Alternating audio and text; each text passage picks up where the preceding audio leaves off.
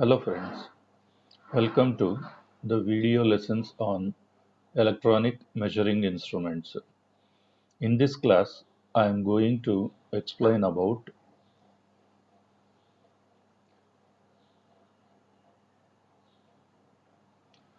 the introduction to measuring instruments, characteristics of an ideal voltmeter, characteristics of an ideal ammeter, principle of PMMC meter, construction and operation of a PMMC meter.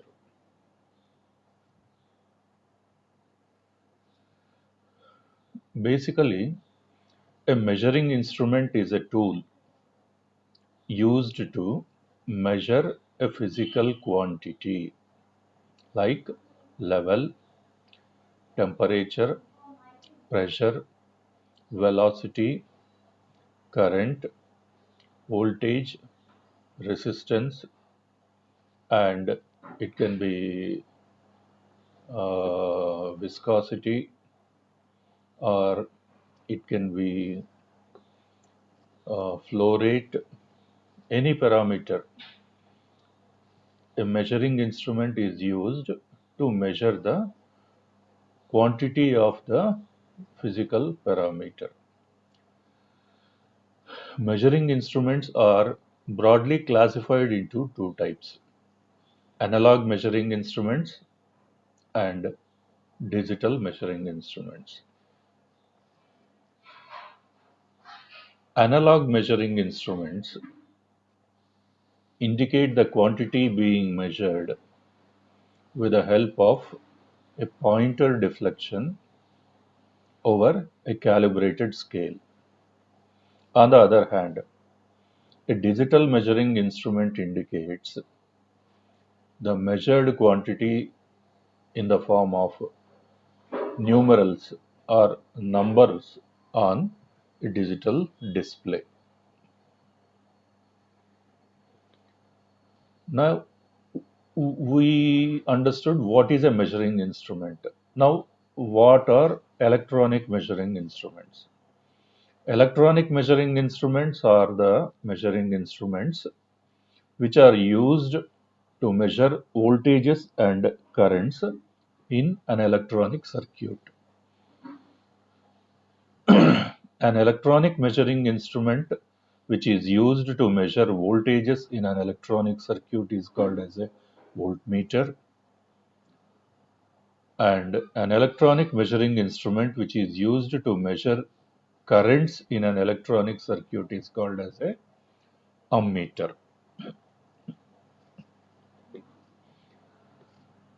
For any measuring instruments to be used for measurement, it has to satisfy certain basic requirements, or it has to follow certain basic requirements.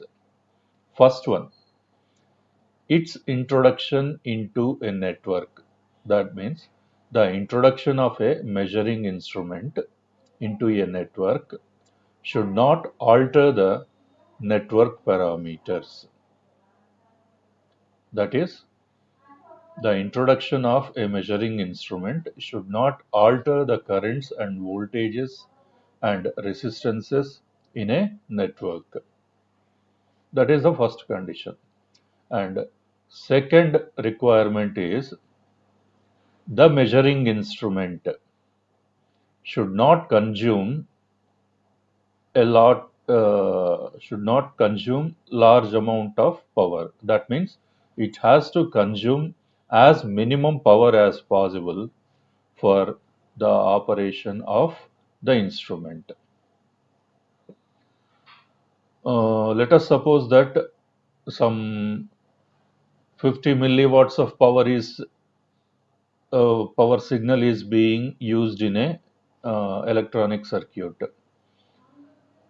If the measuring instrument itself consumes 10 milliwatts of power for its operation, then the basic purpose of designing the electronic circuit would not be fulfilled.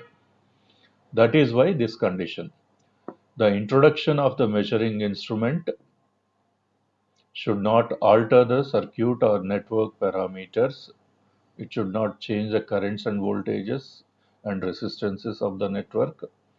And it has to consume as minimum power as possible so that the signal power in the network is not attenuated by a considerable amount.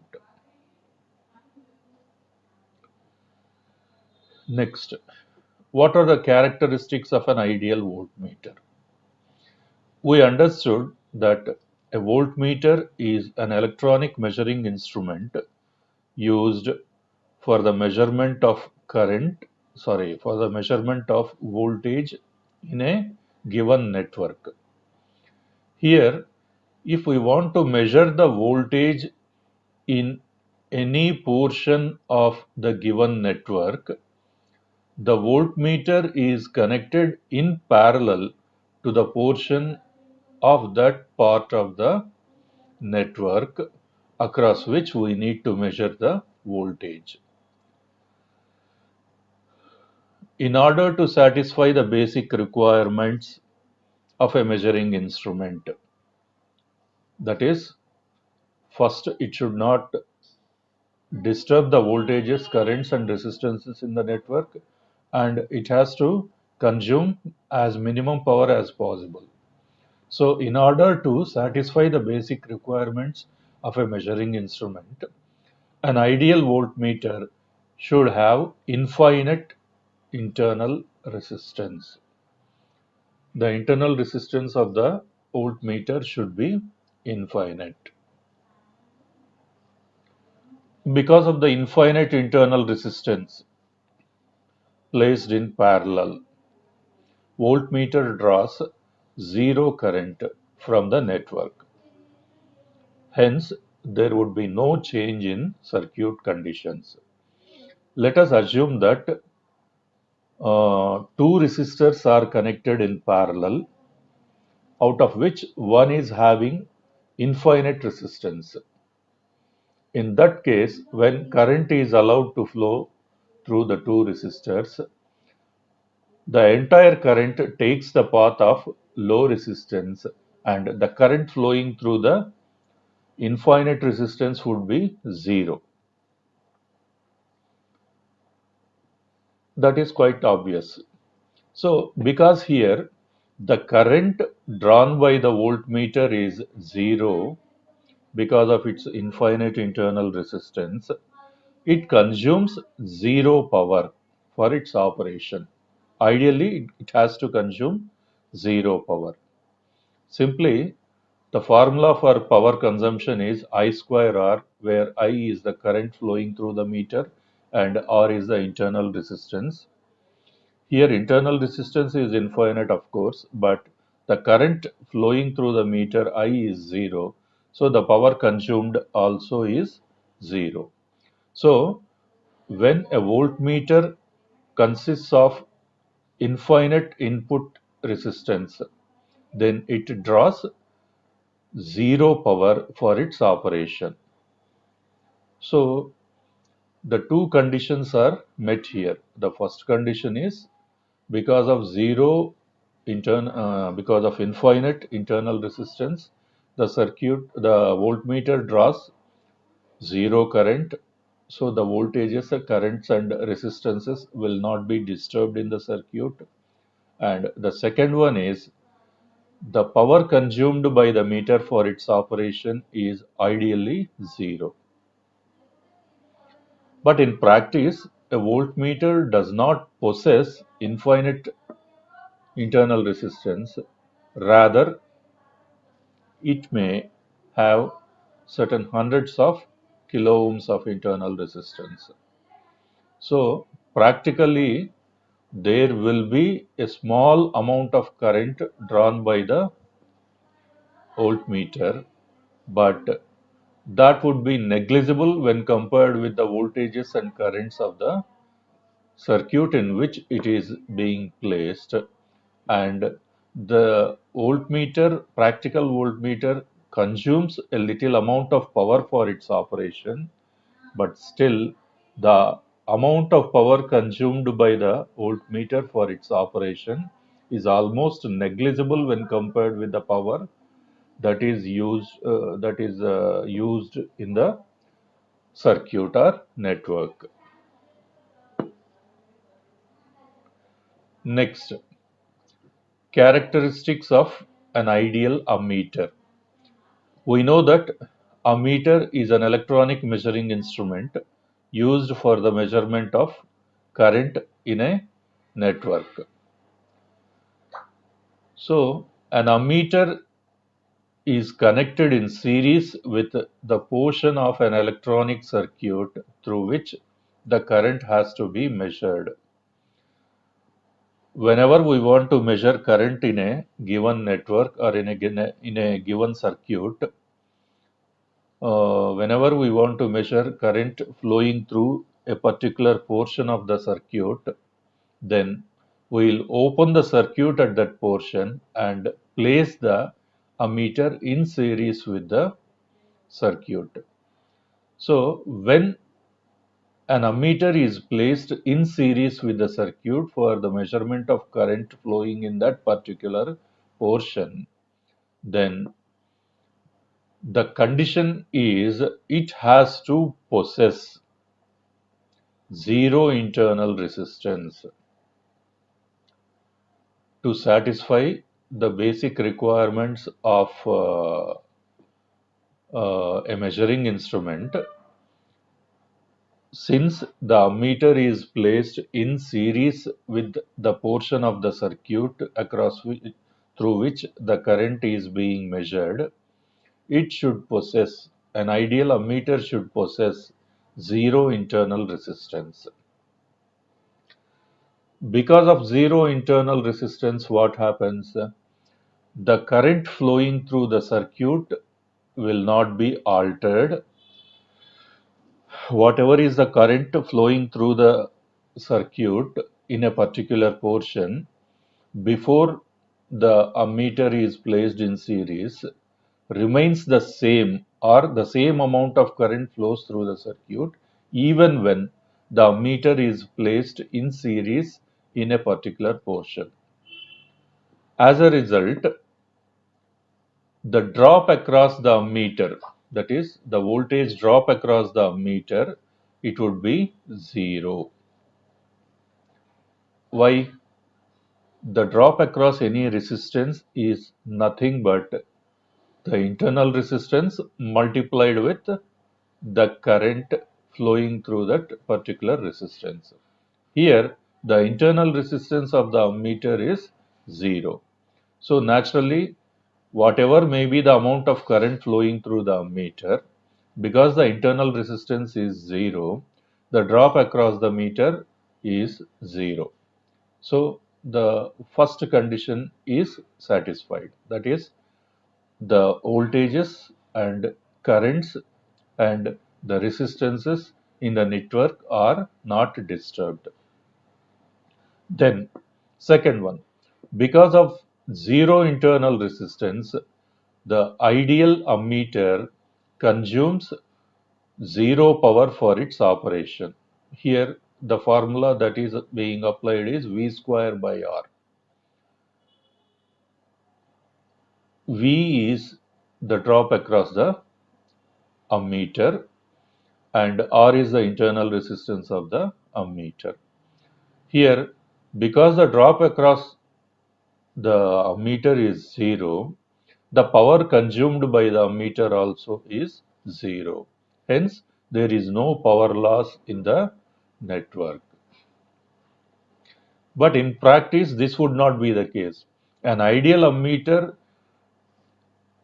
may not be having zero internal resistance, but it will have very low internal resistance in practice, hardly of the order of a few ohms, say 10 ohms or 20 ohms, like that.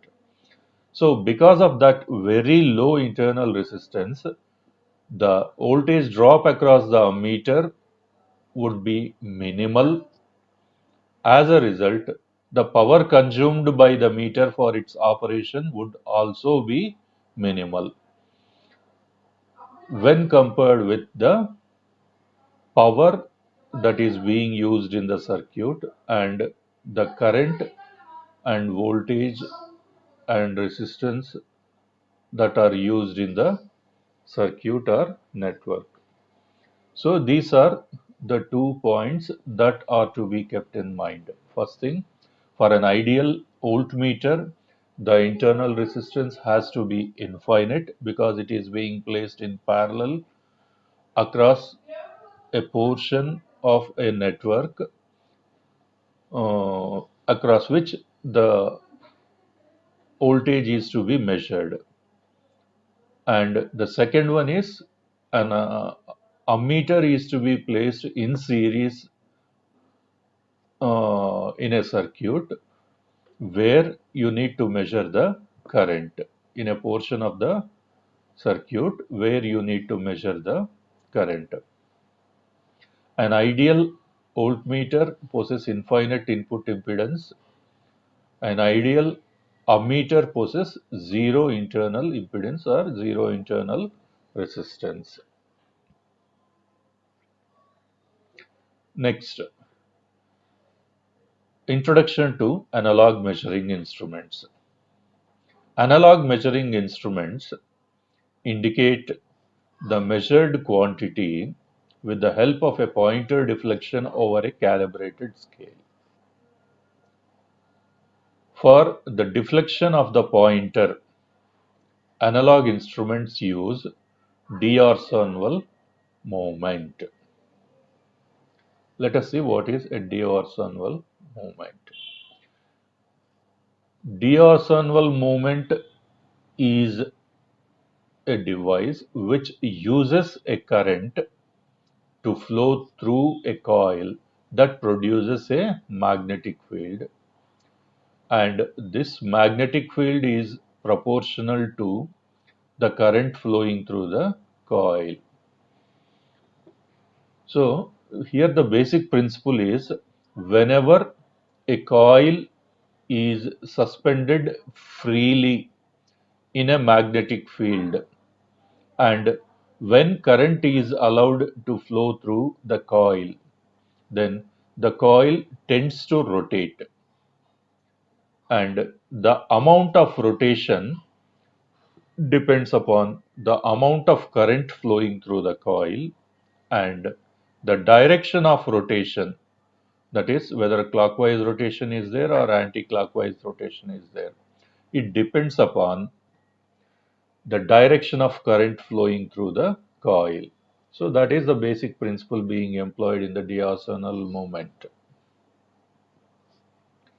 The parameter that is to be measured is first converted into current and is made to flow through the coil.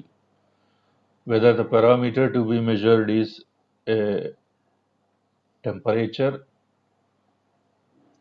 then the temperature is converted into a current using transducers. If it is voltage, the voltage is being converted into a current using a transducer. Any parameter, whatever may be the parameter to be measured is converted first into a current and then that current is used for measurement. So here the movement of the pointer over a scale is used for measurement of that particular quantity. Suppose if we are measuring temperature, then in that case, pointer definitely responds to only temperature. Pointer responds to the current which is produced by the temperature using a transducer. But the scale is calibrated in terms of temperature. So when temperature is converted into a proportionate current using a transducer and that current is given to the measuring instrument, then the measuring instrument making use of D'Arsonval movement produces certain amount of deflection over a calibrated scale, and the scale is calibrated in terms of temperature. So directly we can uh, measure, or we can interpret the quantity that is being measured in terms of temperature. Though uh, the quantity that is responsible for the deflection of pointer is current, but because the scale is calibrated in terms of temperature here, we measure the pointer deflection in terms of temperature. That is how any parameter would be measured using a measuring instrument.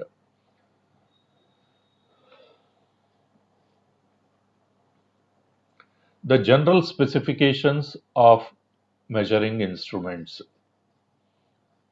The first one is accuracy. Accuracy can be expressed as the degree of nearness to the true value being measured. Let us suppose that we are measuring some current, and the actual amount of current that is applied is, or else the actual amount of current that is flowing through a particular portion or a particular component in a network is, say, 10 milliamperes. Now, when we place an ammeter in series with the component in that particular network, then if the ammeter measures exactly 10 milliamperes, then we say that the ammeter is highly accurate. The accuracy is 100%. Suppose instead of 10 milliamperes, if the ammeter measures 9.9 milliamperes, then there is an error of zero point 0.1 milliampere in the measured quantity. Actual amount of current in the network or circuit flowing through a particular component is 10 milliamperes, but for some reason the meter is showing 9.9 milliamperes. So the error is there of zero point 0.1 milliamperes. Accuracy is the degree of nearness to the true value being measured. The closer the measured quantity to the actual quantity, the better will be the accuracy. Next, second one is precision.